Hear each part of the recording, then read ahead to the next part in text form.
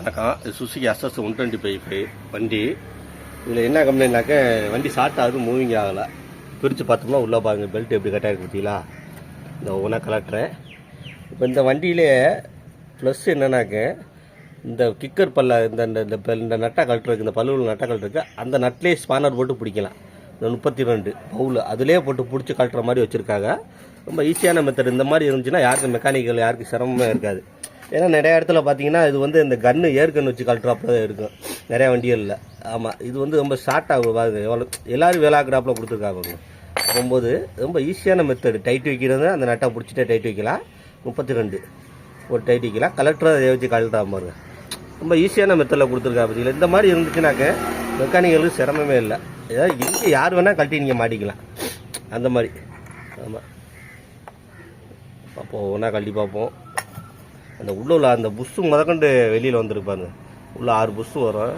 அது முதக்கண்டு கட்டாயம் வந்திருக்கு. பெல்ட் எந்த அளவு கட்டாயம் இருக்கும் பாருங்கள். பெல்ட் இந்த உள்ளே மாட்டியிருக்கு. எடுத்துட்டு கழட்டி இந்த பெல்லை உருவிட்டா எடுக்குன்னு ஒவ்வொன்றா செய்வோம். பெல்ட்டு வந்து எப்போவுமே 25,000 கிலோமீட்ரு ஒரு 30,000 கிலோமீட்டர் மாற்ற முயற்சி பண்ணுங்கள். லாங்கில் அடிக்கடி போகிறவங்கன்னா. ஏன்னா இடையில கட்டாயம் இருந்துச்சுன்னா அவங்களுக்கு தான் சிரமம். இதாக இருக்குது. அது புஷ் எந்த அளவில் இதாக இருக்குது. எல்லாமே தேஞ்சு போய் இருக்குது. கஸ்டமர் என்ன சொல்கிறாரு தெரியலையே. சரி ஓகே, கலட்டுவோம். ஆமாம், பாருங்கள் எவ்வளோ மோசமாக இருக்குது. எல்லாமே புஷ் மோக்கண்டு அடியாகிருக்கு.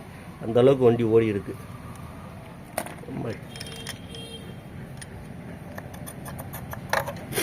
பாருங்க, இந்த பெல்லு மோக்கண்டு போயிருக்கு பாருங்கள். எந்த அளவு வண்டி ஓடி இருக்கு பார்த்தீங்களா. ஆமாம், அதனால் சின்னதாக சவுண்டு கேட்டாலும் சரி.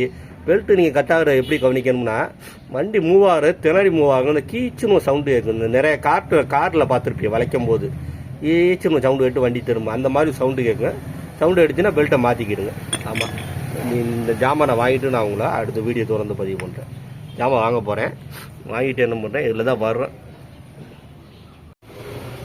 இந்த வண்டி ஜாமான் வாங்கிட்டேன். என்னென்ன வாங்கியிருக்கேன்னு பாருங்கள்.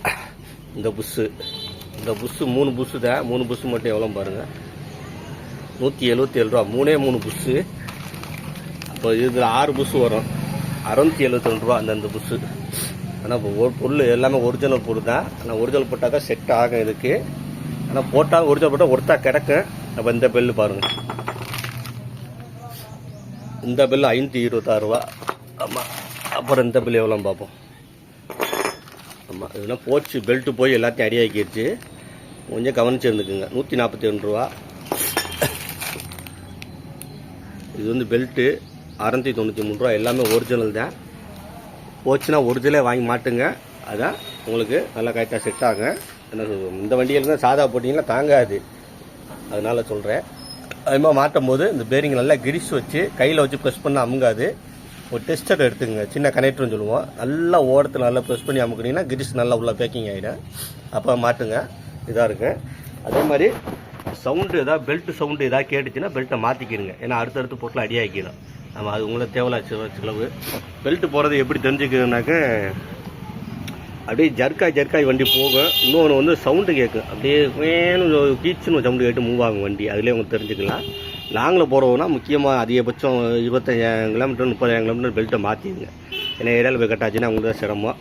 ஒரு சின்ன தகவல். நன்றி, வணக்கம்.